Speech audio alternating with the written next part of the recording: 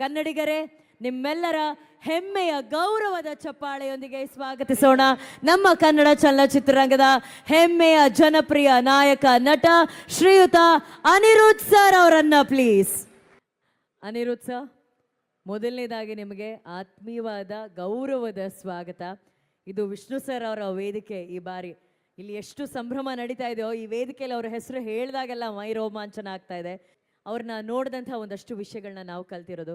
ಆದರೆ ನೀವು ಅವ್ರನ್ನ ಬಹಳ ಹತ್ತಿರದಿಂದ ನೋಡಿದವರು, ಅವ್ರ ಜೊತೆ ಬದುಕಿದವರು, ಪ್ರತಿಯೊಂದು ಆದರ್ಶಗಳನ್ನು ನೋಡಿ ನಿಮ್ಮ ಜೀವನದಲ್ಲಿ ಅನುಸರಿಸ್ಕೊಂಡವರು.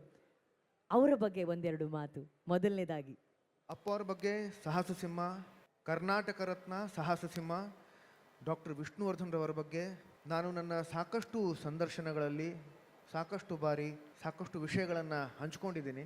ಮತ್ತು ಅದೇ ವಿಷಯಗಳನ್ನು ಹೇಳೋದಕ್ಕಿಂತ ಒಂದು ಹೇಳೋದಕ್ಕೆ ಇಷ್ಟಪಡ್ತೀನಿ. ಇವತ್ತು ಕರುನಾಡ ಸಂಭ್ರಮ 2025 ತಾವು ಆಚರಿಸ್ತಿದ್ದೀರಿ.